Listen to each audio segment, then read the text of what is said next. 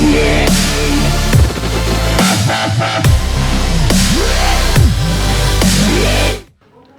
Students, आज का जो वीडियो होने वाला है ये class 12 book RD. Sharma chapter 19 indefinite integrals का लेक्चर 3 का वीडियो होने वाला है। और आज हम जो टॉपिक पढ़ने वाले हैं वो है integral form, questions based on basic integral फॉर्मूले। तो ये टॉपिक हम पहले भी पढ़ रहे थे, वहाँ पे हमने क्वेश्चन नंबर 1 डिस्कस कर लिया था, एग्जाम्पल नंबर 1 डिस्कस कर लिया था। तो आज हम एग्जाम्पल नंबर 2 के आगे एग्जाम्पल को डिस्कस करेंगे। तो चलिए यहाँ पे हम इस क्वेश्चन को कर लेते हैं। तो यहाँ पे हमें गिवन है E5 log बेस में EX माइनस बेस में E पावर में 4 log EX upon E to the power 3 log के बेस में E एंगल में X माइनस E पावर में 2 log के बेस में E और एंगल में X dx। अब देखिए ऑब्वियस सी बात है, पहले यहाँ हम लॉग की प्रॉपर्टी लाएंगे। लॉग के आगे जो नंबर होता है वो आपका एंगल की पावर में आ जाता है। तो यहाँ पे हम इसको क्या लिख सकते हैं, x की पावर 5 लिख सकते हैं, 5 ऊपर चले जाएगा। तो यहाँ पे इस टर्म और इन चारों टर्म्स के साथ हमें ये वाली चीज़ करनी है। तो चलिए यहाँ पे लिख देते हैं इंटीग्रेशन, थोड़ा बड़ा इंटीग्रेशन बना देते हैं। तो e की पावर लॉग के बेस में e है और यहाँ x की पावर 5 हो जाएगा। ये लॉग की प्रॉपर्टी होती है आपकी, माइनस e लॉग के बेस में ये आ जाएगा x की power 4 whole divided by e log base में e x का यहाँ पे क्यूब हो जाएगा माइनस e लॉग बेस में e x का यहाँ पे स्क्वायर हो जाएगा dx। तो इस प्रकार से हमने ये लिख दिया। अब ऑब्वियस सी बात है, मैंने आपको कल भी बताया था, यहाँ पे एक क्वेश्चन ऐसा था, शायद से लास्ट क्वेश्चन था, कि यहाँ पे नॉर्मल बेस और लॉग का बेस अगर सेम हो तो यहाँ पे लॉग के एंगल में जो टर्म होती है उसको हम लिख देंगे। तो यहाँ पे x की पावर 5 लिख देंगे यहाँ पे इस प्रकार से, माइनस यहाँ पे हम क्या लिख देंगे, ई सेम है यहाँ पे, तो यहाँ x की पावर 4 लिख देंगे, अपॉन में यहाँ पे हमारा क्या हो जाएगा, यहाँ पे हम x क्यूब लिख देंगे और यहाँ पे माइनस यहाँ पे हम x स्क्वायर लिख देंगे। तो इस प्रकार से हम लिख देंगे।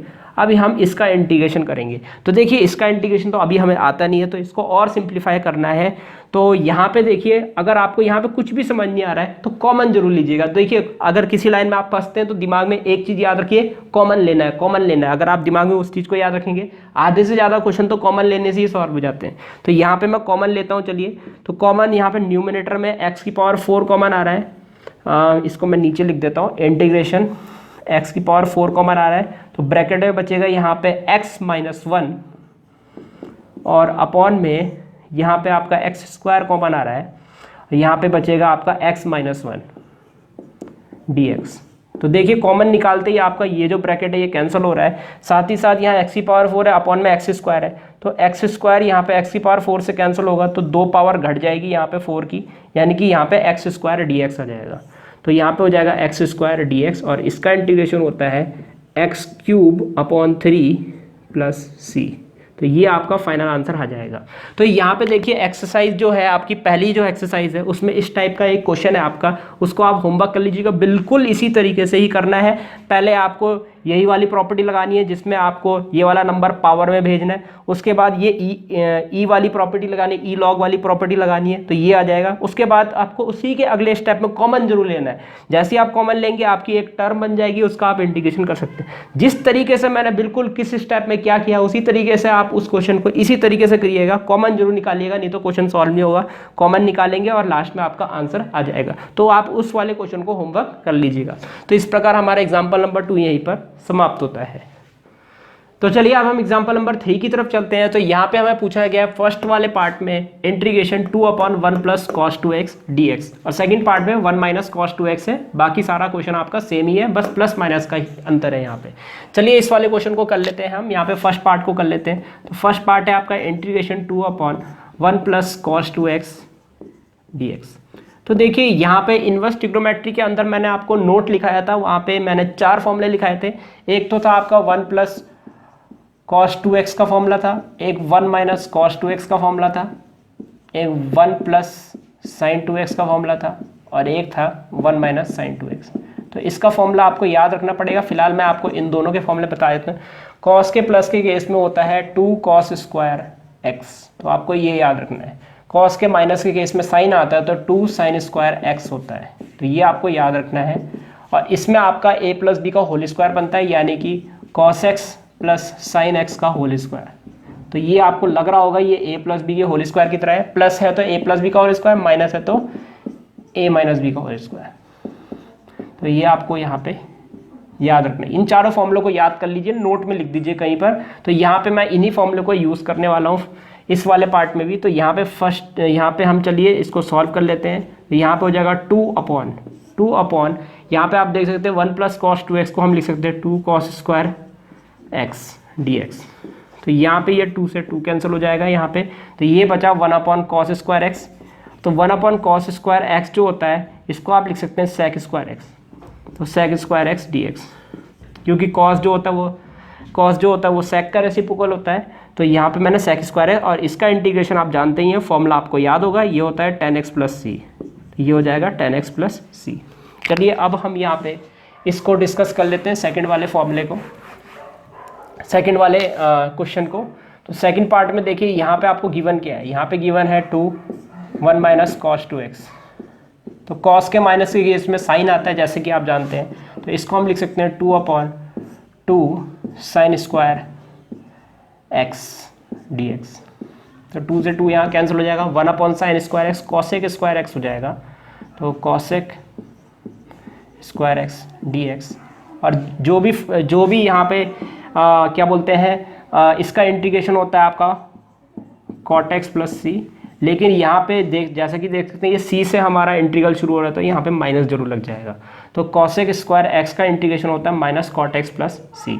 तो यहाँ पे आप देख सकते हैं आपके दोनों क्वेश्चन यहीं पे इस प्रकार से होते हैं। तो सिंपल क्या करना है आपको, यहाँ पे पूरी इंटीग्रेशन के अंदर जहाँ भी आपको 1 प्लस कॉस जैसी टर्म दिखती है, 1 माइनस कॉस जैसी टर्म दिखती है, तो हमेशा आपको इसी में कन्वर्ट करना। पूरी इंटीग्रेशन के अंदर कहीं भी आपका इंटीग्रेशन का क्वेश्चन आएगा, अगर आपको ये दिख जाए बोर्ड में, आपको ये दिख जाए और ये दिख जाए, इसी में कन्वर्ट कर दीजिए, क्वेश्चन खत्म, आसानी से सॉल्व हो जाएगा। तो याद रखिएगा, ये मैं अपने एक्सपीरियंस से बोल रहा हूँ, मैंने जब भी इसमें कन्वर्ट किया है हमेशा क्वेश्चन सॉल्व होके ही आया है। तो आपको ये याद रखना पड़ेगा, 1 प्लस कॉस 1 माइनस कॉस जैसी टर्म अगर आपको दिखती है कहीं भी, इस फॉर्मूले में कन्वर्ट कीजिए, आंसर आपका हमेशा आएगा। तो इस प्रकार हमारा एग्जाम्पल नंबर 3 यहीं पर समाप्त होता है। तो चलिए अब हम यहाँ पे एग्जाम्पल नंबर 4 की तरफ चलते हैं। तो यहाँ पे हमें इवेल्युएट करना है, यहाँ पे integration cos 2x plus 2 sine square x upon cos square x dx। और यहाँ पे भी इसी तरीके से एक क्वेश्चन है, अगर आप गौर से देखेंगे यहाँ पे ये वाली जो टर्म है इसका एंगल है 1x, इसका भी एंगल है 1x, जबकि इसका एंगल है 2x। अगर आप यहाँ पे भी देखेंगे ये स्क्वायर वाली टर्म का एंगल है 1x, इस वाली टर्म का भी एंगल है, इस स्क्वायर वाली टर्म का एंगल भी 1x है, जबकि यहाँ पे एंगल आपको दिख रहा है 2x। तो यहाँ दो तरीके के एंगल है 1x और 2x। तो यहाँ पे हम क्या करेंगे, सबसे पहले सबका एंगल सेम बनाने की कोशिश करेंगे। तो यहाँ पे क्योंकि ये एंगल 1x है और ये भी 1x है, तो क्यों ना इसको भी हम 1x एंगल में कन्वर्ट कर दें। तो यहाँ पे हम क्या करेंगे, इसमें भी cos 2x का फॉर्मूला लगाएंगे और इसमें भी हम cos 2x का फॉर्मूला लगाएंगे। अब देखिए cos 2x के हमारे पास 4 फॉर्मूले, 11th में आपने 4 फॉर्मूले पढ़े।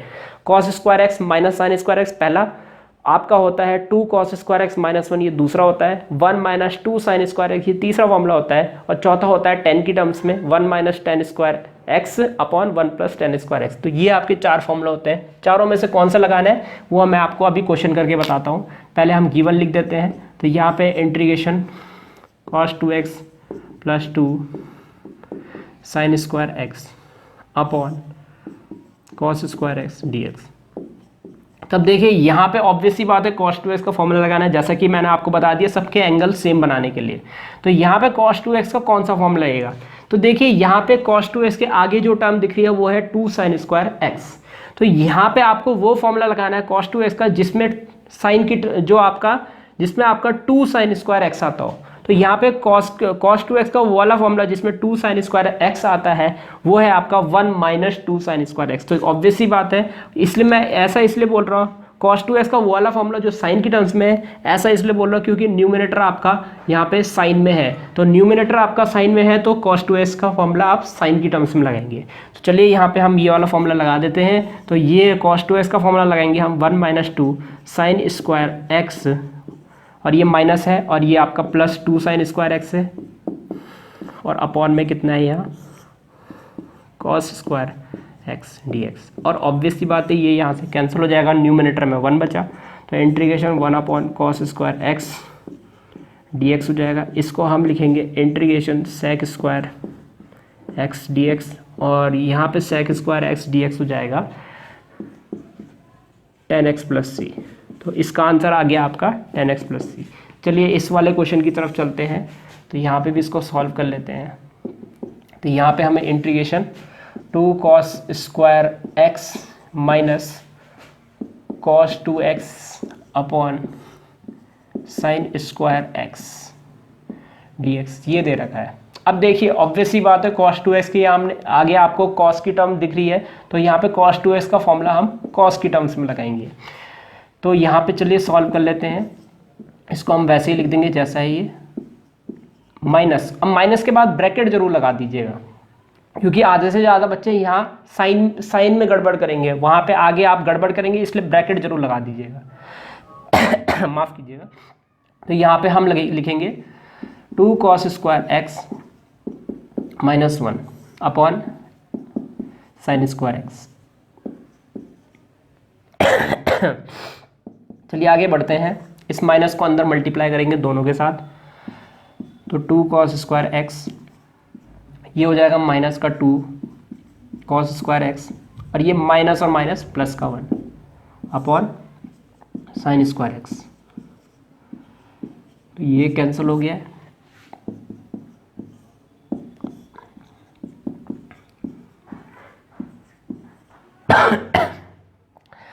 तो यहाँ पे हो जाएगा 1/sin² x, और ये हो जाएगा आपका cosec² x।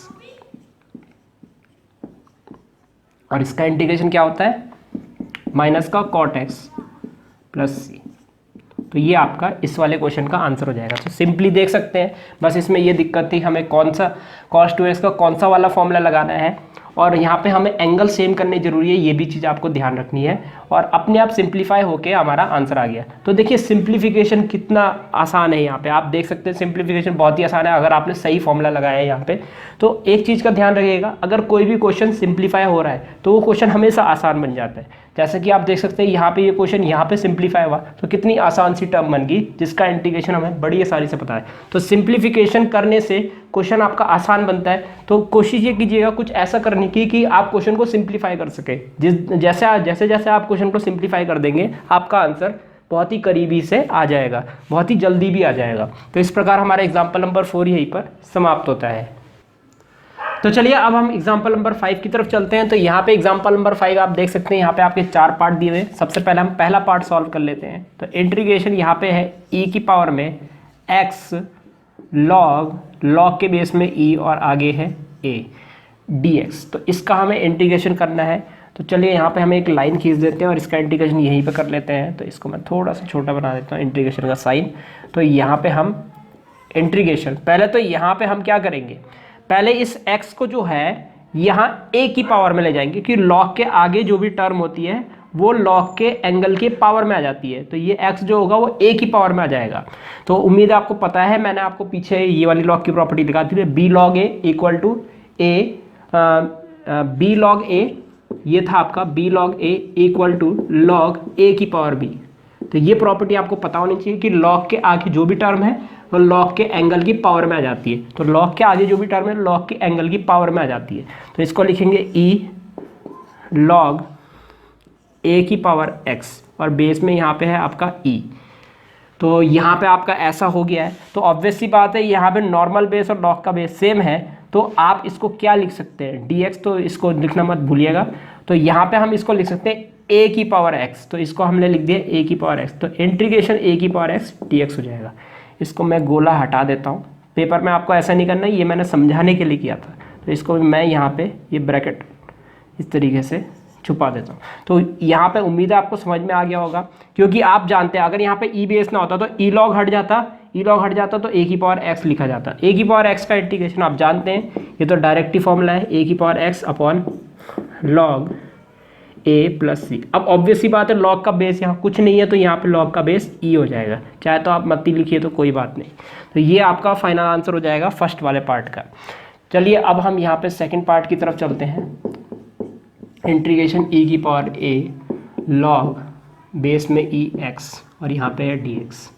तो इसका इंटीग्रेशन करना है, ये जो a जो है ये x की पावर में चला जाएगा, तो ये हो जाएगा e लॉग बेस में e x की पावर a। तो सेम टू सेम यही वाली प्रॉपर्टी मैंने लगाई है, जो प्रॉपर्टी यहाँ से यहाँ लाने में लगाई वही प्रॉपर्टी मैंने यहाँ पे भी लगाई। अब इसको हम क्या लिखेंगे, इसको लिखेंगे x की पावर a, इंटीग्रेशन x की पावर a dx। x यहाँ पे वेरिएबल है, a यहाँ पे आपका कांस्टेंट है, तो ये है वेरिएबल पावर कांस्टेंट, यानी कि फॉर्मूला लगेगा x की पावर n का। तो यहाँ पे n की जगह a है, तो इसका जो इंटीग्रेशन होगा x की power a+1 upon a+1 plus का c। तो ये आपका इंटीग्रेशन हो जाएगा इस वाले का, तो ये आपका फाइनल आंसर हो जाएगा। तो उम्मीद है आपको यहाँ समझ में आ रहा होगा।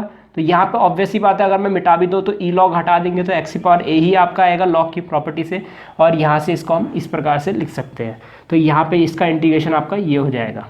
चलिए अब हम यहाँ पे थर्ड वाले पार्ट की तरफ चलते हैं। तो ये वाला जो थर्ड पार्ट है ये आधे से ज़्यादा बच्चों को नहीं आएगा, इसलिए मैं यहाँ पे अभी से इसको करा दे रहा हूँ, ध्यान से देखिएगा। तो यहाँ पे जो थर्ड वाला पार्ट है इसको कैसे करना है, तो यहाँ है e की पावर x और a की पावर x। तो अगर आप गौर से देखेंगे तो यहाँ पे दोनों की पावर आपकी सेम है, e की पावर क्या है यहाँ पे x है और a की पावर क्या है x है, दोनों की पावर क्या है यहाँ पे x है। तो यहाँ पे एक पावर की प्रॉपर्टी होती है, अगर मान लीजिए a की पावर x है और b की पावर x है तो इसको आप ab की पावर x लिख सकते हैं। तो इस प्रकार से आप लिख सकते हैं। तो सेम टू सेम यही वाली पावर की प्रॉपर्टी मैं यहाँ पे लगाऊंगा, इसको लिखूंगा मैं e a होल की पावर x dx।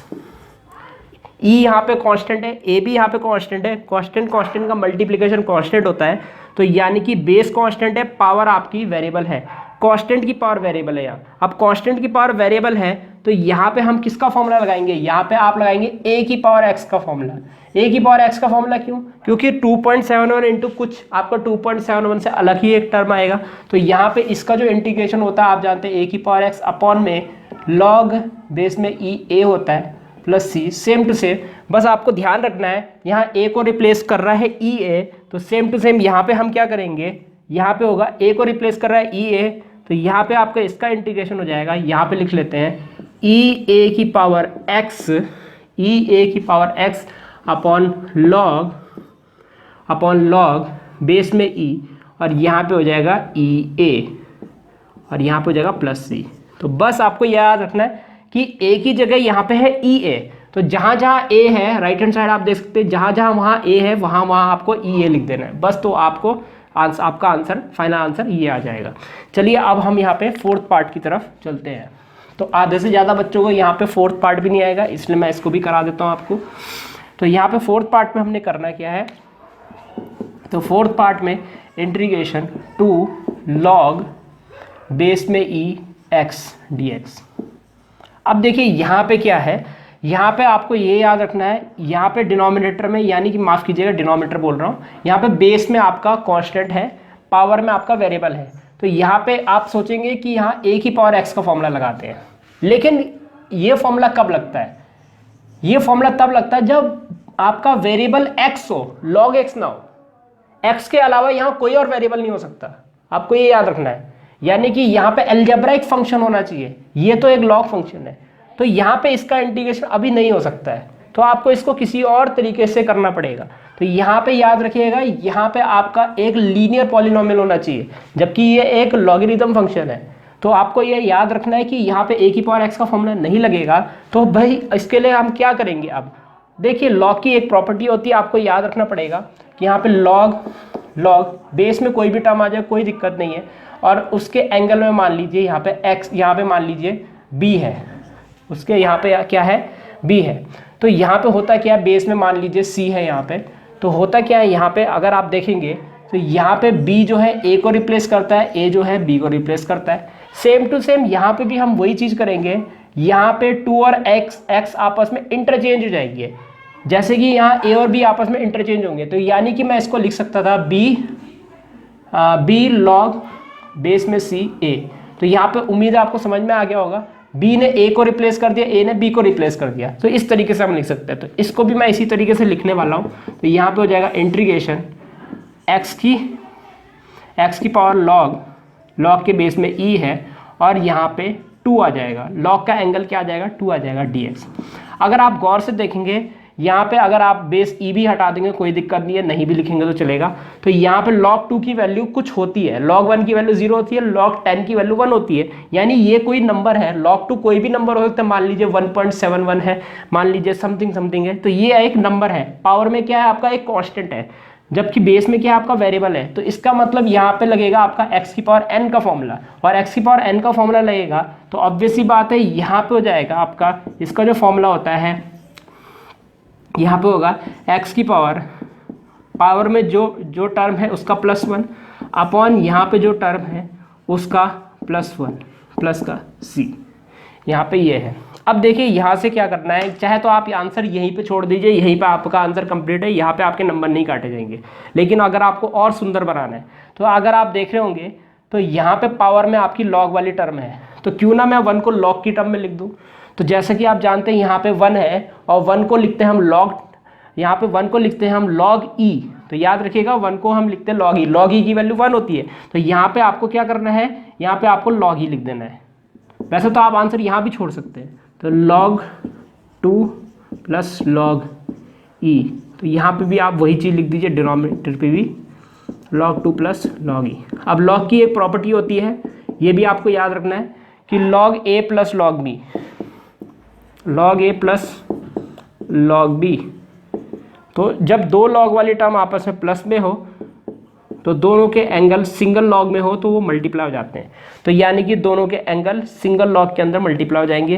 तो यानी कि यहाँ पे क्या हो जाएगा, x की power log 2e upon log 2e plus c। तो यहाँ पे आप आंसर छोड़ सकते हैं, यहीं पे आपका आंसर फाइनल आंसर हो जाएगा इस फोर्थ वाले पार्ट का। तो उम्मीद है आपको समझ में आ रहा होगा किस प्रकार से यहाँ पे सॉल्व किया गया है।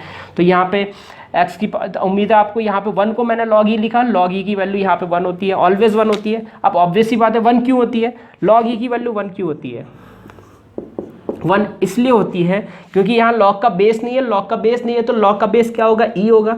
तो यहाँ पे ये प्रॉपर्टी भी आपको याद रखनी है कि log का बेस और अगर एंगल सेम हो तो उसकी वैल्यू यहाँ पे 1 होती है।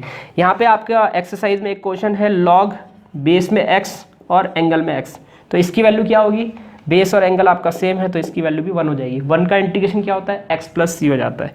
तो यहाँ पे उम्मीद है आप ये वाला क्वेश्चन भी कर लेंगे, यहाँ पे बड़ा ही आसान है। तो ये आपको ये भी याद रखना है, ये भी एक लॉग की प्रॉपर्टी होती है कि अगर बेस और एंगल, लॉग का बेस और लॉग का एंगल अगर सेम हो तो उसको हम 1 लिखते हैं हमेशा।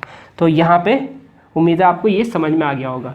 तो यहाँ पे देखिए यहाँ पे मैं एक्सरसाइज आपको होमवर्क दे रहा हूँ, जो जो क्वेश्चन आपको नहीं आ रहे हैं आप नीचे कमेंट सेक्शन में ज़रूर बता दीजिएगा। कल के उस वीडियो में मैं उन्हीं डाउट्स को डिस्कस करूँगा जो कि आपको नहीं आ रहे। तो याद रखिएगा वो सारे डाउट्स आपको 2 बजे से पहले भेजने होंगे, क्योंकि उसके बाद मैं वीडियो बनाता हूँ। तो आपको वहाँ पे 2 बजे से पहले अपने इस वाली एक्सरसाइज के 19.1 एक्सरसाइज के जो भी क्वेश्चन नहीं आ रहे तो 19.1 एक्सरसाइज आप इजीली कर लेंगे। यहाँ पे जो जो क्वेश्चन आपको नहीं आएंगे वो मुझे नीचे कमेंट सेक्शन में लिख दीजिएगा, इस एक्सरसाइज का ये वाला क्वेश्चन, ये वाला पार्ट नहीं आ रहा आपको, तो यहाँ पे मुझे वहाँ पे लिख दीजिएगा। तो वो वाले क्वेश्चंस मैं कल आपको डिस्कस कर लूँगा। अगर आप डाउट्स नहीं बताएंगे तो मैं अपनी मर्जी से यहाँ पे देखूँगा कि अंदाजे से आपको कौन कौन से क्वेश्चन नहीं आ रहे, क्योंकि मेरे को काफ़ी साल का एक्सपीरियंस है, उस बेसिस से मुझे पता रहता है इस एक्सरसाइज में कौन कौन से क्वेश्चन आपको नहीं आते। उन वाले क्वेश्चन को मैं आपको कल करा दूँगा। तो अगर फिर भी अगर आपका कोई डाउट है तो यहाँ पे आप मुझे नीचे कमेंट सेक्शन में ज़रूर लिख दीजिएगा, और 2 बजे से पहले अपने डाउट्स लिख के रख दीजिएगा, क्योंकि उसके बाद मुझे वीडियो बनाना होता है और उसके बाद मैं आपके डाउट्स नहीं देख पाऊँगा। तो यहाँ पे आपके एक्सरसाइज 9.1 से रिलेटेड जो भी क्वेश्चन आपको नहीं आ रहे हैं वो आपको नीचे कमेंट सेक्शन में लिख देने हैं, और उन्हीं वाले एक्सरसाइज 9.1 के क्वेश्चंस को मैं कल यहाँ पे डिस्कस कर लूँगा। तो यहाँ पे इस प्रकार से आपका एग्जाम्पल नंबर 5 के सारे पार्ट्स यहीं पर समाप्त होते हैं। तो स्टूडेंट्स इस प्रकार ये वीडियो यहीं पर समाप्त होता है। उम्मीद आपको वीडियो समझ आया होगा। इसके नेक्स्ट वीडियो में हम आगे ही क्वेश्चंस डिस्कस करेंगे। इस वीडियो को देखने के लिए आपका बहुत बहुत धन्यवाद। अगर आपको वीडियो समझ आया तो आप इस वीडियो को लाइक जरूर कर दीजिएगा और अपने दोस्तों को इसको शेयर जरूर कर दीजिएगा, और इस चैनल को सब्सक्राइब भी जरूर कर दीजिएगा, क्योंकि मैं आगे भी इस तरह के वीडियोज़ आपके लिए लाता रहूँगा। तो सब्सक्राइब जरूर कर दीजिएगा। फिलहाल के लिए इस वीडियो में इतना ही, मिलते हैं हमारे नेक्स्ट लेक्चर में।